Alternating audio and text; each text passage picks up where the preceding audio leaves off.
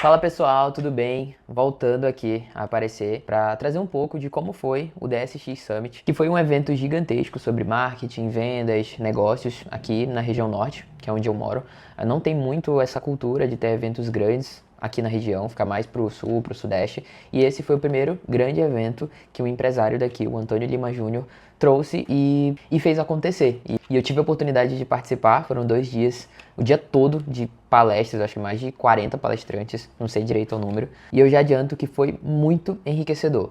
Porém, eu vou trazer a minha análise aqui de uma forma sincera, sucinta, do que eu mais gostei, de quem talvez eu me decepcionei, esperava um pouco mais, e as minhas opiniões de forma geral sobre o evento. Vamos lá? O evento contava com 3 palcos durante o dia. Iniciava às 10 horas da manhã até às 17 horas, 3 palcos de forma simultânea, e na parte da noite era um único palco, que era o maior, que era a plenária, onde acontecia as principais palestras do evento. Então todo mundo se reunia para assistir os palestrantes mais esperados, né, nesse maior palco. Antes do evento eu fiz o meu cronograma de quais palestras eu tinha interesse em assistir, qual tema, qual palestrante, eu queria conhecer um pouco do trabalho, e decidi por alguns. No primeiro dia, às 10 horas, eu iniciei assistindo a palestra no palco principal, que foi a do Rafael Liporaci, o cara por trás da Tardezinha, o evento musical do artista Tiaguinho. Então, esse Rafael Liporaci, ele foi um dos idealizadores, digamos assim, e quem de fato fez acontecer, quem trouxe escala para o negócio. Então, ele foi responsável, né? E o tema da palestra era justamente esse, o sucesso por trás da Tardezinha. Foi uma palestra que eu achei ela com uma pegada mais de mentalidade, mais motivacional, não foi tão técnica assim. Girou muito em torno de ele contando como que eles começaram com algo pequeno, buscando fazer algo disruptivo e que foi se tomando uma proporção maior. E aí eles foram entendendo por que estava tomando uma proporção maior para, de fato, tentar replicar e tentar transformar numa coisa cada vez maior, né, num evento gigantesco que é o que é atualmente no Brasil. E aí ele trouxe alguns elementos, como muita vontade de fazer acontecer, de você conseguir visualizar além do que já é feito no momento. Por exemplo, a maioria das pessoas faz determinada coisa de um jeito. Como que a gente poderia fazer de uma forma diferente? E testar, vale a pena testar, porque numa dessa dá certo e você acaba descobrindo muitas vezes uma mina de ouro. Então eu anotei algumas frases da palestra dele, como por exemplo, um dia você já sonhou com o que está vivendo hoje, muita vontade de fazer acontecer, do nada é que nasce tudo. A dor do crescimento faz parte e mudança de hábitos é essencial para o sucesso. Então, consegue ver que foi um conteúdo mais de mentalidade mesmo, né? Não foi tão técnico. Avançando, às 11 horas eu fui para um outro palco, assisti a palestra do Luiz Eduardo Leal sobre IA, onde o tema era IA em vendas e marketing. Nessa palestra eu esperava ver aplicabilidade, né? A inteligência artificial é algo que está muito em alta. Eu tenho estudado muito sobre isso nos últimos 3 meses. Eu, apesar de ser do marketing, de ser um empresário, eu estou estudando bastante sobre tecnologia. Tem muita ferramenta nova sendo lançada e como que a gente pode automatizar. E é óbvio que a inteligência artificial está no meio disso tudo. Então eu estava querendo muito consumir conteúdo sobre inteligência artificial. Porém, foi uma das palestras que eu me decepcionei um pouco. E não falando mal do palestrante ou algo assim, mas eu acho que eu não era o público dessa palestra. Eu achei ela um conteúdo muito introdutório, ensinando a utilizar ferramentas dentro do próprio ChatGPT, como o botão investigar, ou outras ferramentas de IA que ajudam você a criar lembretes, como a Dola. E como eu já estou há um tempo estudando sobre, utilizando bastante IA no meu dia a dia, me considero um heavy user, eu não achei tão produtivo para mim. Então, para outras pessoas pode ser que tenha sido, para quem está começando a utilizar, quer entender o que dá para fazer com o ChatGPT de uma forma básica ali, criar um agente sobre prompts, talvez tenha valido a pena, mas para mim não foi muito produtivo. Às 12 horas eu tive uma das principais palestras, uma das que eu mais gostei, que foi a do Rodrigo Walgan, acho que é assim o nome dele. Ele é o presidente do grupo Gerbera, que é aqui na região norte, é dono das lojas, marcas, Boticário, Quem Disse Berenice, enfim, essas marcas de beleza.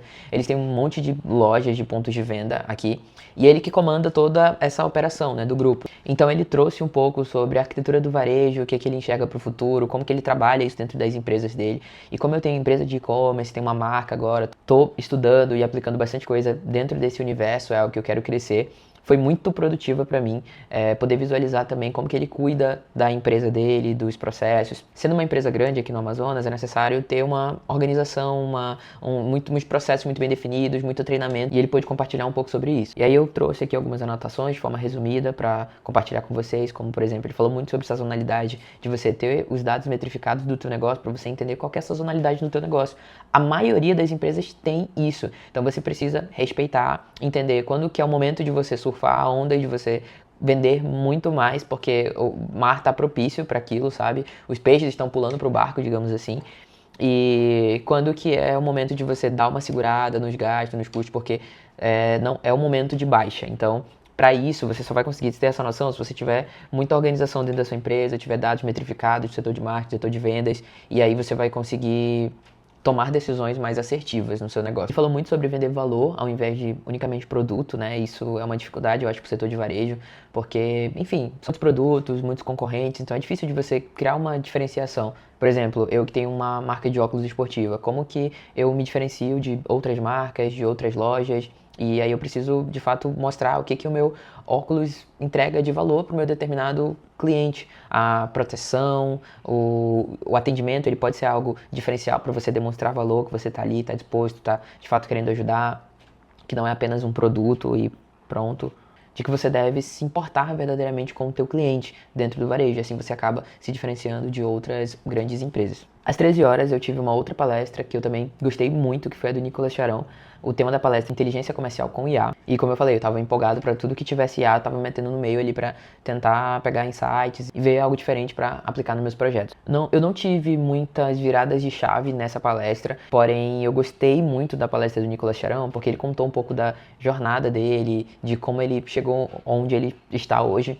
E eu me vi um pouco dentro dessa jornada também. Então, de ele contando de quando ele estava fracassando, de quando ele duvidava de si mesmo, se ele era de fato capaz de chegar onde ele queria chegar. E recentemente eu tive algumas mudanças na minha vida, e isso me deixou tão reflexivo. E eu também, em alguns momentos, me questionei se eu estou no caminho certo, se eu estou fazendo as coisas certas, se eu sou de fato capaz.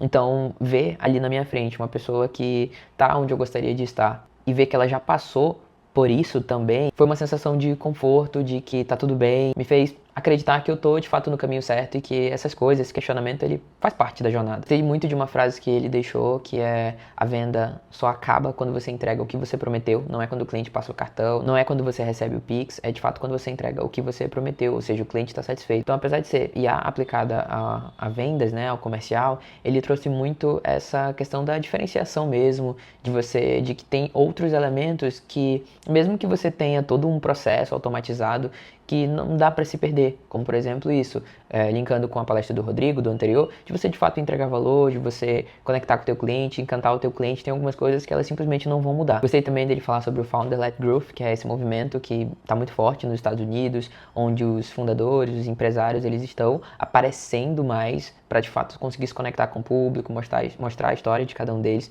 e que isso vende muito mais. Então era algo que eu já percebia que estava em alta, que está acontecendo bastante também aqui no Brasil já, mas não sabia que existia um movimento e que principalmente ele veio lá de fora para cá. Então a gente tem já alguns exemplos aqui no Brasil, como o Adib da CIMED, o Flávio Augusto, o WhatsApp, o velho da Van. Então assim, são grandes empresários, mas que estão botando a cara a tapa e as pessoas acabam se conectando muito mais, e isso é muito positivo para o negócio. Depois dessa palestra, na parte da tarde, eu tive que sair do evento para resolver umas questões da empresa, e aí eu acabei voltando só por volta das 5 horas e tive a palestra da Camila Renault. Eu também fiquei um pouco decepcionado porque eu esperava mais conteúdo, mais técnico, e não foi isso. Eu percebi que foi muito, realmente, topo de funil sobre produzir stories, aparecer mais, a importância disso, de estar nas mídias sociais. Então, assim, foi muito topo de funil mesmo, eu senti. Mas eu cheguei, de fato, a essa conclusão que eu não era público-alvo, porque ao meu lado sentou uma mulher que ela parecia ter uns 50 anos. E quando ela sentou, ela falou pra mim: passei o dia todo esperando pela palestra da Camila. Aí eu falei: que legal, acho que vai ser massa e tal, vamos ver, já tô aqui com o caderninho também. E ela tava também, passou a palestra super anotando um monte de coisa. Então, assim, pra ela deu pra ver que tava sendo muito produtivo, que é aquela pessoa que já é empresária há mais tempo, mas tá tentando entrar mais forte no digital agora. E aí a Camila, eu acho que ela trouxe a linguagem e o conteúdo para esse tipo de público. E, enfim, não era o meu caso. Às 18 horas, veio uma das palestras também, que foi uma das minhas preferidas do evento, que foi a do Alfredo Soares. Eu acompanho o G4 há um bom tempo, acompanho os meninos do G4, o Nardon, o Thales, o Alfredo, e sou muito fã do trabalho deles, então por isso eu estava muito empolgado para ver o Alfredo, para ver o Thales, e para saber como que seria e tudo mais. E aí o Alfredo veio com aquele jeito dele, vendedor, que fala bem pra caramba, que conecta com o público e tal, que a gente já tá acostumado, e foi muito, muito legal. Eu gosto como ele traz exemplos de cases de negócio, como ele fala sobre vendas, como o jeito carioca dele de ser desenrolado, e como ele consegue transmitir que ele é assim nos negócios e que você deve ser assim porque você só tem a ganhar. Então ele dá uns hacks de você: conversa com o teu fornecedor, conversa com fulano de tal forma, assim tu consegue um desconto e tal, não sei o que. Então ele traz muito isso e eu acho isso muito legal, porque o empresário ele tem que ser desenrolado. Ele tá todo tempo intermediando negócios, ele tá todo tempo lidando com gente, então ele precisa desse elemento na personalidade dele. E aí o Alfredo trouxe alguns dos pilares do G4 que eles estão colocando como força motriz para conquistar o objetivo deles, que é chegar a 1 bi de faturamento até no ano de 2027. E eu vou compartilhar com vocês. O primeiro, construção de marca forte. O segundo, criação de audiência. Terceiro, geração de demanda. E o quarto, criar uma máquina de conversão. E aí ele desenvolveu sobre cada um desses pilares, como que eles estão fazendo isso no G4. Ele falou muito sobre processo comercial, sobre equipe comercial, sobre você distribuir o lead de forma intencional. Ou seja, esquece esse negócio de rodízio de vendedores. Ah, é a vez de um, é a vez de outro. Não, o vendedor que vende mais tem que pegar os melhores clientes. O vendedor que vende menos tem que pegar os piores. Então, assim, é assim que se gera lucro, é assim que é bom para a companhia e melhor para todo mundo. É assim que é bom para a companhia e é assim que deve ser, assim que eles fazem. Falou sobre crescimento orgânico, falou muito também sobre tá aparecendo, tá sendo visto, tá conectando com gente. Então, isso eu acho que muitos falaram e é de fato uma realidade. O empresário não tem mais esse privilégio, se ele quiser de fato, né, continuar crescendo, vivo nesse universo digital, de não aparecer, de colocar outras pessoas para isso. Você tem que estar aparecendo, isso favorece muito o negócio. É um diferencial hoje e eu acredito que daqui a alguns anos vai ser uma necessidade, sabe? Vai ser o básico de toda empresa, ter ali a sua personalidade, o seu rosto e não só a marca de uma forma institucional. Depois do Alfredo veio o Thales e o Thales vem com uma lapada, aquela cultura forte, ele falou sobre isso. O tema da palestra era como combater a cultura woke dentro da sua empresa, alguma coisa assim, ou cultura anti-woke dentro da empresa, algo assim. E eu gosto muito do Thales porque não é só um discurso bonito, dá pra ver que ele acredita muito naquilo, ele vive aquilo, não é sobre eu concordar ou discordar, ele de fato defende essa ideia, traz os argumentos dele, eu acho isso muito importante, mas no final deixa muito claro de que cada um tem a sua empresa e que você tem que estabelecer as suas regras dentro da empresa. A empresa dele é assim. Não gostou, não concorda, não tem problema, você pode trabalhar em uma outra empresa, não é obrigado a trabalhar na dele. Agora, a dele, ele tem os princípios que ele acredita e é totalmente fiel a esses princípios. Então eu acho muito, muito bom, sabe? Essa personalidade que ele tem. Eu já acompanho o Thales há muito tempo, já vi ele em muitos podcasts, todos que ele sai praticamente eu ouço. O próprio Alfredo também. Então, muitos conteúdos que eles trazem, exemplos, eu já ouvi eles comentando em outros podcasts e acaba que você não tem muita coisa nova, diferente. Mas é legal essa dinâmica de estar ali com a pessoa na sua frente, falando um pouco sobre aquele conteúdo e trazendo de uma forma próxima ali de você. Então, você consegue conectar muito melhor os pontos e extrair a ideia do que cada um quer passar. E finalizou com o Thales e o Alfredo no palco. Primeiro foi o Alfredo, depois foi o Thales, depois os dois juntos no palco, respondendo algumas perguntas ali. E foi sensacional, muito bom mesmo. Esse foi o primeiro dia do DSX, teve o segundo dia que também foi incrível, mas eu acho que o vídeo tá ficando um pouquinho longo, eu vou deixar pra falar num outro vídeo sobre o segundo dia, que teve Hannah Franklin, Rafael Kiso, João Brognoli, João Kepler, foi muito bom também o segundo dia, vou deixar pra falar num outro vídeo mesmo, acho que vai ficar melhor dividido dessa forma. Então, se você gostou desse vídeo, já deixa o like, comenta, faz pergunta, eu vou responder todo mundo, se você quiser saber mais, me chama no Instagram também, rafaellopes.x. Será que é esse mesmo o Instagram? Nem me lembro. Acho que é. Enfim, curte, comenta, compartilha e vamos pra cima que é só o começo.